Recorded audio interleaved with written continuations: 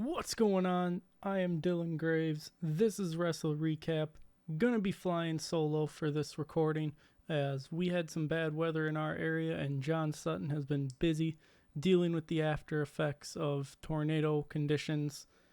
But that being said, if you want to support WrestleRecap and what we're doing here, you can like, share, and subscribe. You can comment down below. Tell us how we're doing. If you want to just wish John some luck in dealing with the effects, that'd be much appreciated as well. You can also find us on Facebook. We are Wrestle Recap Podcast. You can find us on X at Wrestle Recap YT. But with all that being said, why don't we get into this, shall we? Smackdown kicked off with a recap of the King and Queen of the Ring brackets so far. It's then time for Bianca Belair versus Tiffany Stratton. I noted that right off the bat, Bianca wasn't selling the leg injury from last week. Obviously, that comes into play shortly into the match. It was a back and forth start before Bianca started selling the leg injury.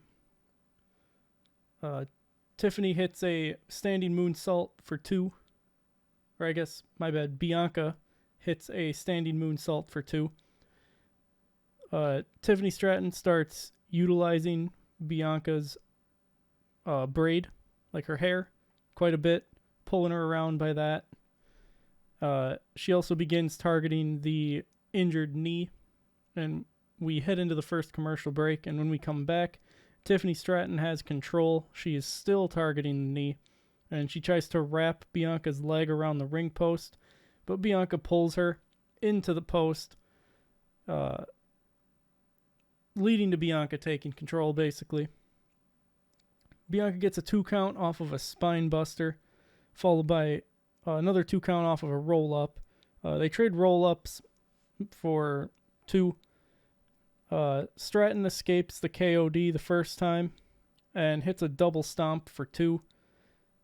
But Bianca catches her later on during the flipping back elbow in the corner, and she hits Tiffany Stratton with a German suplex for 2. Tiffany grabs the apron as Bianca tries to drag her back into the ring, and the ref goes to fix it after she lets go. Tiffany Stratton takes advantage of this and rakes the eyes while the ref is busy. Tiffany hits a sliding clothesline for 2, but Bianca then counters a prettiest moonsault ever and hits the KOD to win. What? Why? Why are we having a healthy Jade? Now, obviously, I'm taking these notes as I watch the show. I avoid spoilers when I haven't watched the show yet because I put in the notes when I feel something strong enough that I want to remember that I'm thinking this. When Bianca wins, why are we then going to have, which obviously this did happen, Jade loses, not the way I would have expected her to lose her first match, but I also didn't expect her to lose this match. So we're having an injured Bianca beat a healthy Tiffany Stratton, and then having a healthy Jade have her first loss be getting disqualified. I don't understand why we're doing this. We want to push Bianca that hard just to lose to Nia Jax, because if Nia Jax doesn't go on and win this, I don't know what we're doing here. It's got to be Nia Jax and Gunther winning this match.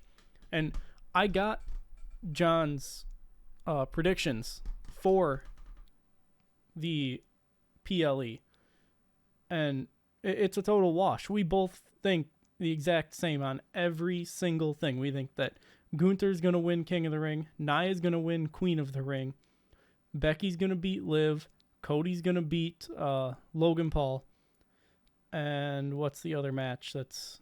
Oh, and Sammy's going to retain. because Otis is going to interfere and finally turn on Gable. So like we have the exact same picks to win. So we're not even going to worry about points because it's just a wash. But like, why are we doing this? Why we're saying that an injured Bianca Belair is still strong enough to beat a healthy Tiffany Stratton. So that means that when Tiffany Stratton goes on to win Money in the Bank, because I'm still going to talk this into existence, I'm still going to say that she's going to be the winner. Dakota Kai, sure, she probably has earned this, but so is Tiffany Stratton, and I think that Tiffany is the route to go here. More so than Dakota Kai, because Io won the briefcase last year. I don't think putting it back into Damage Control is the booking decision to go here. I think it's Tiffy time, and the pink Barbie briefcase, you could sell replicas of that, and it'll sell like hotcakes. But I don't understand why we're doing this because Tiffany's eventually going to be a women's champion. They're pushing her as long as she doesn't do something stupid. If you know, you know. She's going to be a women's champion. And now we're saying that she's not good enough to beat an injured Bianca Belair, which means that any subsequent match that they have, they're now going to have to try and sell that Tiffany Stratton has somehow became able to beat an injured Bianca Belair, not a fully healthy Bianca Belair, when she couldn't beat an injured one. I don't understand.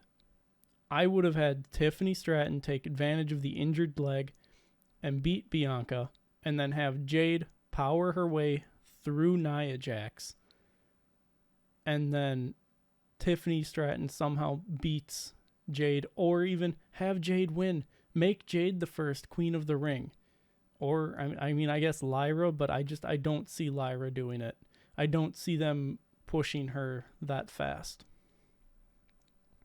So I've kind of been focused almost exclusively on the SmackDown side for the women's and the Raw side for the men's. It's just the people that were in it felt more realistic to lean those ways. But yeah, this decision just has me frustrated. I definitely feel like it should be Jade and Tiffany Stratton in the final match, not Bianca and Nia. Anyway, in the post-match, Kathy Kelly interviews Bianca, and Bianca says her knee isn't 100%, and she didn't become the EST by making mistakes, and she calls her shot at Queen of the Ring. Yeah, we know your knee's not 100%, which is why you shouldn't have been booked to go over here. I'm sorry. I like Bianca Belair, but Tiffany Stratton should have won this match. We get a recap of Logan Paul being made Cody's next challenger last week. And then we see Logan Paul showing up at Nick Aldis' office. LA Knight comes out and looks at the U.S. title before staring down Logan Paul. So I'm assuming that LA Knight's going to be his next challenger. Oh, my bad. I don't have John here to do it, so LA Knight. Yeah. We then head into a commercial break. And when we come back, Byron Saxton is interviewing Jade. Jade says that Nia is nothing more than in her way. That's paraphrasing. Obviously, I'm not going to do line for line. She talks about like Nia being called the irresistible force and this and that, but all Nia is to her is in her way. Bianca comes in and they make fun of Tiffany Stratton, and they hint at facing each other next week, which obviously they were never going to have the Jade and Bianca match be a throwaway Queen of the Ring quarterfinal or semifinal match. Just like they were never going to do Gunther versus Ilya in the semifinals of King of the Ring. It's just not going to happen. It's too big of a rivalry, or in this case, it's too big of a marquee match to waste on weekly television.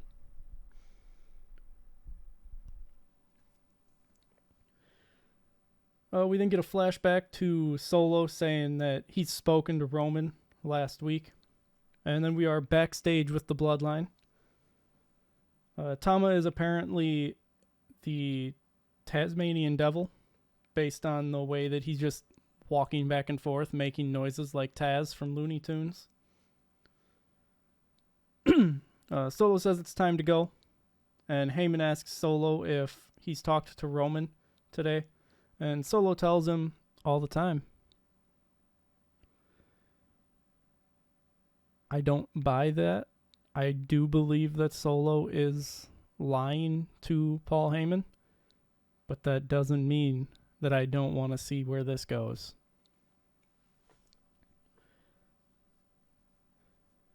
Now we got Kathy Kelly, who is with LA Knight. Yeah.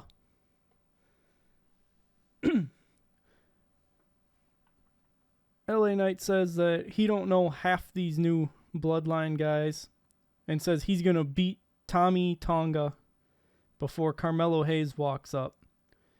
Hayes wants to give LA the chance to welcome him to SmackDown, and he mentions how he was a first-round draft pick. LA Knight makes the comparison of saying that no one remembers the first overall pick the year Tom Brady was drafted. I mean, I couldn't tell you who it was.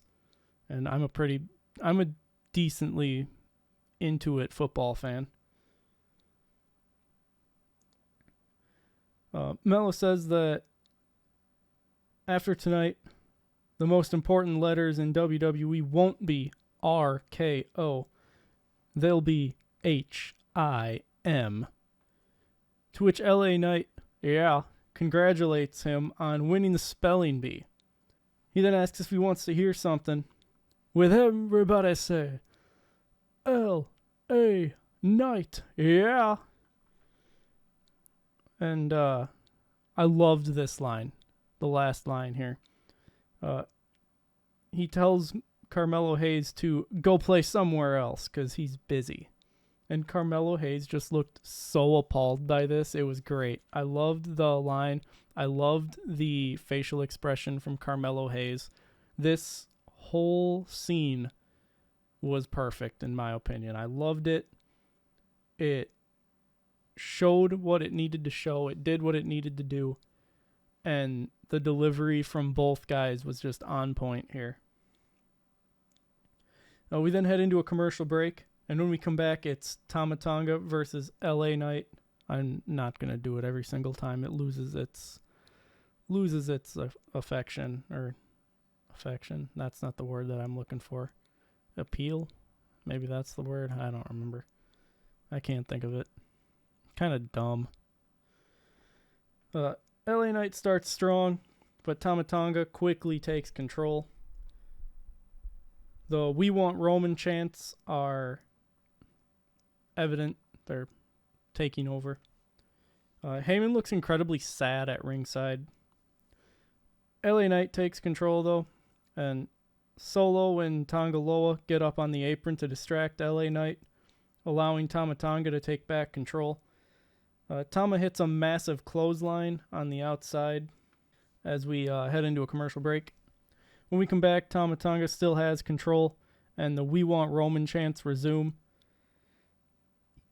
LA Knight dodges a splash, though, to take control, and he clotheslines Tama to ringside and smashes his head on the apron 9 times.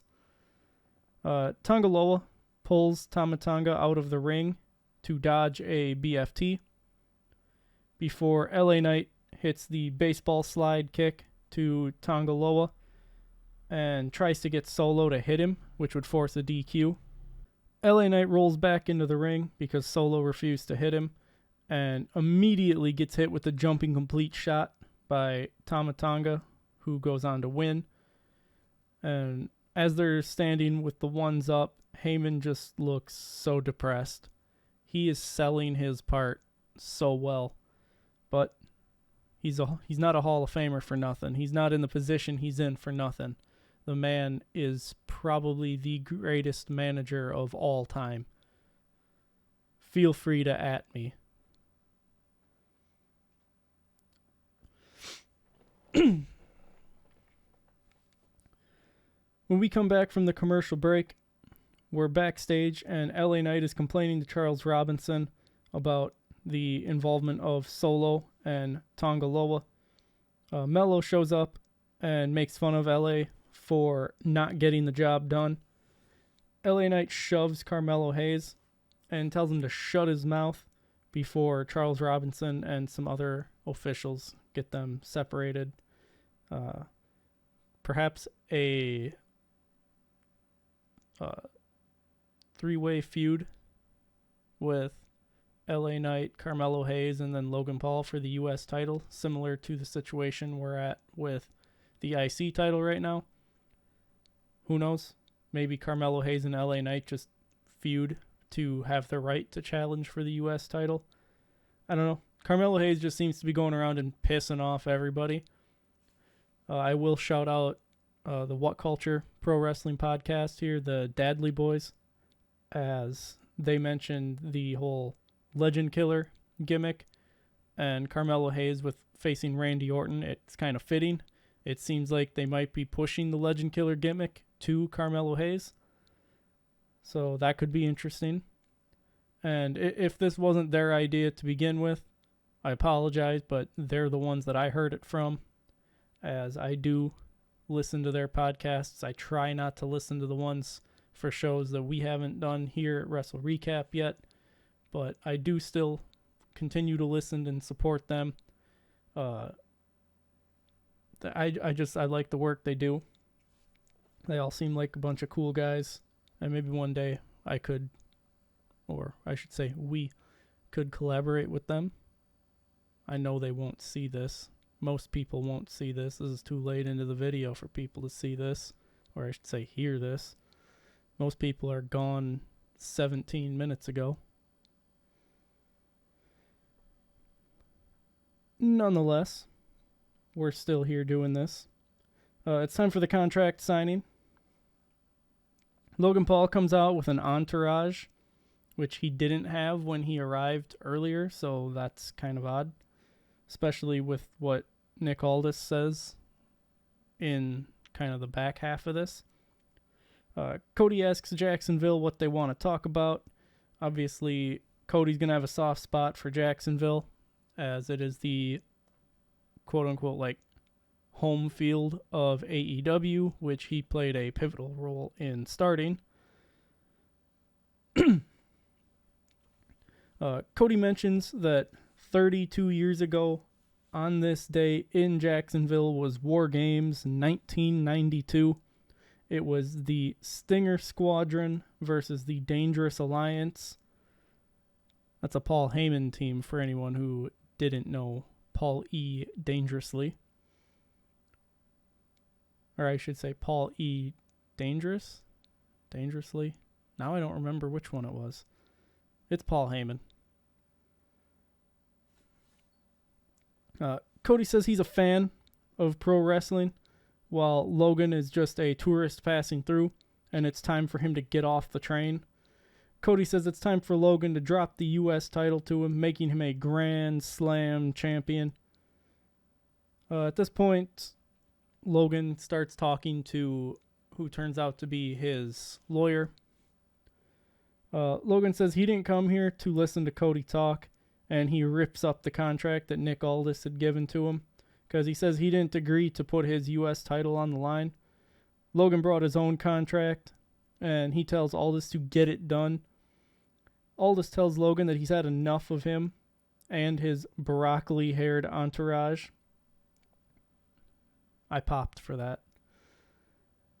And he says that this isn't what was agreed to in his office. He says that they all know it, except he does it like one by one. He says it's unprofessional, it's bad business, and he won't stand for it. Logan Paul's lawyer then asks if Nick Aldis is threatening his client, at which point, I mean, yeah, because lawyer man must not have realized they're in a ring. So his office may not be for fighting, but the office known as the Squared Circle is. Cody praises Aldis for the job that he's been doing as GM and basically tells Nick Aldis that he can take it from here. Logan says that Cody hasn't done anything to deserve a U.S. title shot. Logan hasn't done anything to deserve a world title shot or a undisputed WWE championship title shot. Like, I don't know. I don't get the logic there. Obviously, he's a heel. It's just heel tactics, heel mindset. Logan makes a kind of, in my opinion, an out-of-pocket reference to the fact that Mike Tyson has a lisp and mentions that his brother's going to beat Mike Tyson or something like that. And he throws the contract at Cody. Cody calls Logan a fly-by-the-night human hat rack. Whatever that's supposed to mean.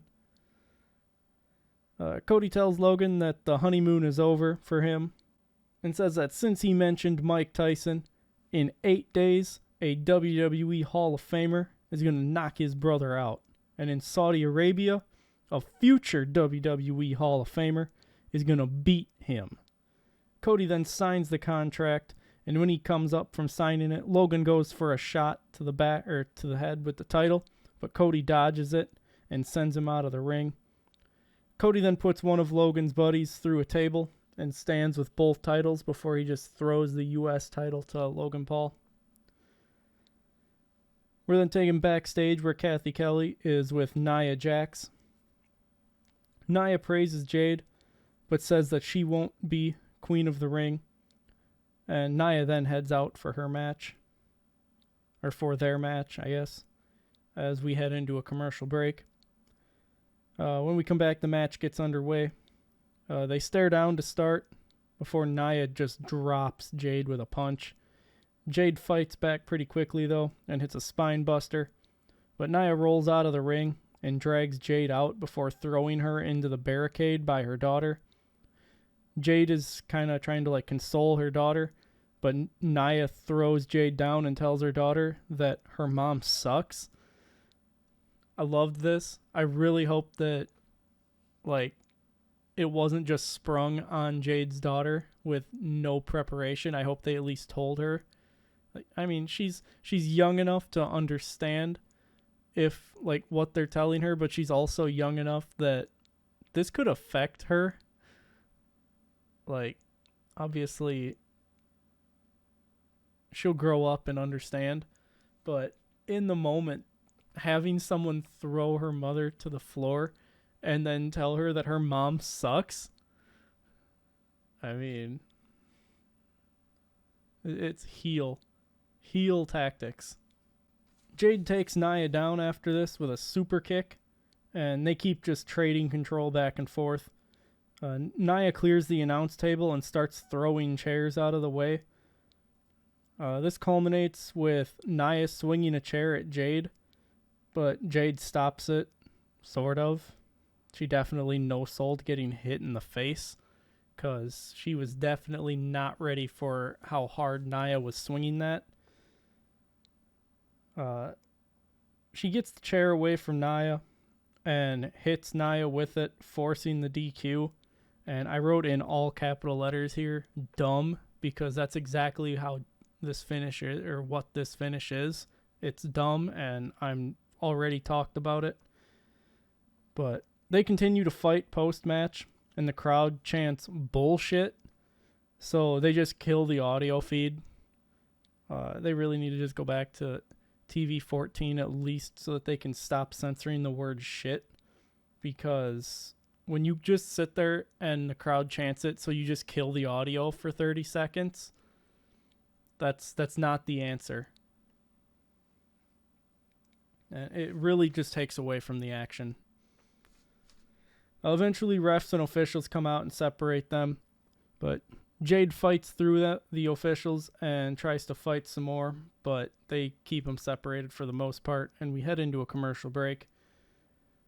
When we come back, I believe this was a number 1 contenders match, but I didn't write that down. But it's Legado del Fantasma versus DIY with Austin Theory and Grayson Waller on commentary. These guys are always entertaining on commentary, but I was getting very burnt out coming towards the end of this for note-taking wise. So I'm pretty sure that I left all remarks about their commentary out, but I just wanted to preface this whole section by saying that Theory and Waller on commentary is always gold for comedy. Good for laughs. Gargano and Berto start the match, and it's a back and forth start before Angel tags in, but DIY send both him and Berto out of the ring and do stereo crossbodies. Berto sends Ciampa into the ropes once they get back into the ring, and they do the whole Angel pulls the ropes apart, which causes Ciampa to fall through the ropes and out of the ring. And as we're heading into the commercial, we get a QR code. When we come back, LDF have control, and they hit a double team move for 2. Ciampa and Berto trade suplex attempts before Ciampa finally hits the suplex. Gargano gets the hot tag and takes out both Berto and Angel. Johnny goes up top, though, and Santos distracts the referee, allowing Elektra to pull Gargano's foot out from under him, causing him to fall.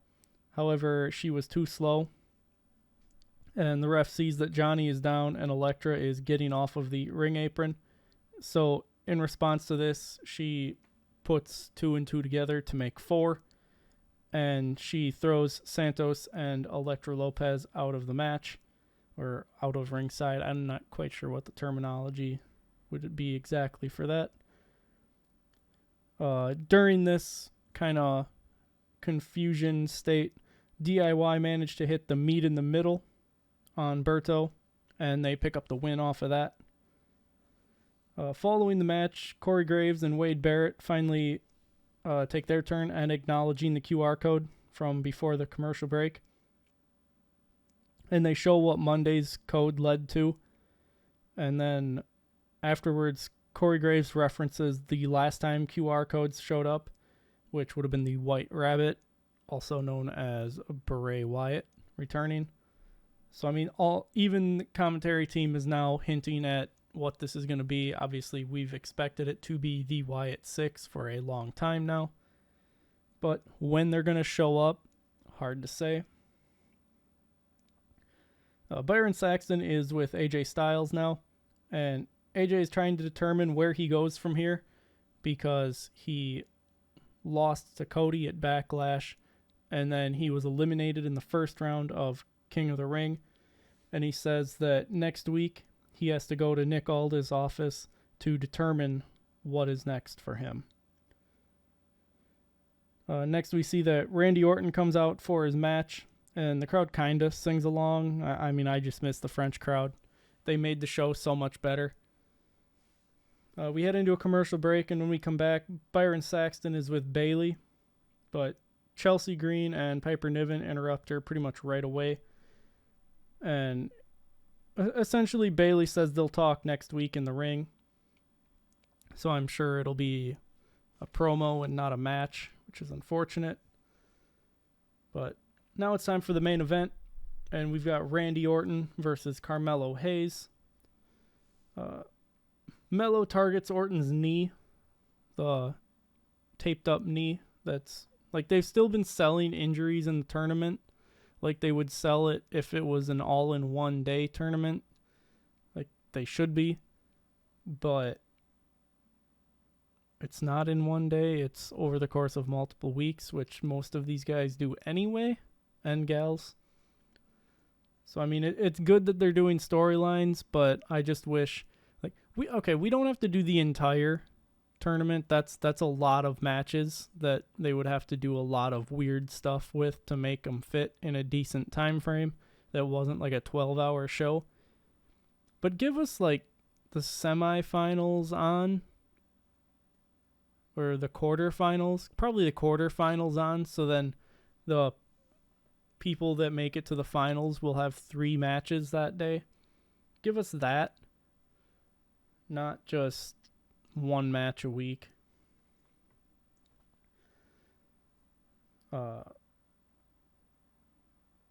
Anyway, as I said, Carmelo Hayes starts targeting Orton's knee, and he just slaps Orton in the back of the head, which obviously that's just going to piss the Viper off. Like, if you just smack a snake, what do you think's going to happen? So, Randy takes the fight to Carmelo Hayes. Orton sends Melo out of the ring, and he goes for the backdrop on the announce table, but Melo rakes the eyes to escape.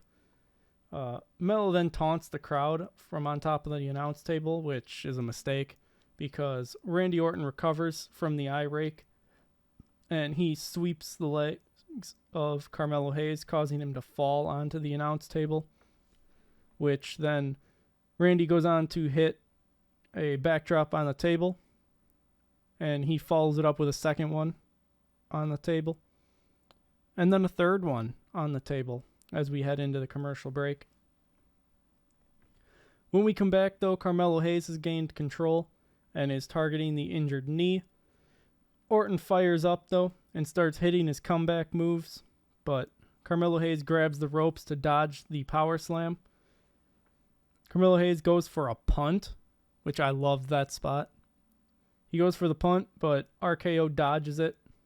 My bad. Randy dodges it. Sorry, abbreviating in my notes to have to write less. He dodges the punt and hits a power slam, or hits the power slam for 2, the one that he missed earlier. Melo counters the rope hung DDT or the draping DDT. I still think it's the Hangman's DDT. I haven't verified that yet, though. And Melo hits the first 48, but he only gets 2 out of it.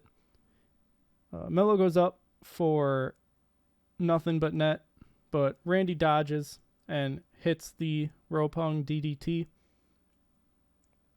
Randy then sets up for the RKO, but Carmelo Hayes turns it into a roll-up for 2. The match ends when Carmelo Hayes goes for a springboard nothing and gets hit with an RKO for 3. So the semifinal matches next week will be Nia Jax versus Bianca Belair and Randy Orton versus Tama Tonga. Kathy Kelly interviews Randy post-match, and the Bloodline comes out, to which Randy cuts an incredibly gritty promo to close the show. Like, this man was spitting as he talked.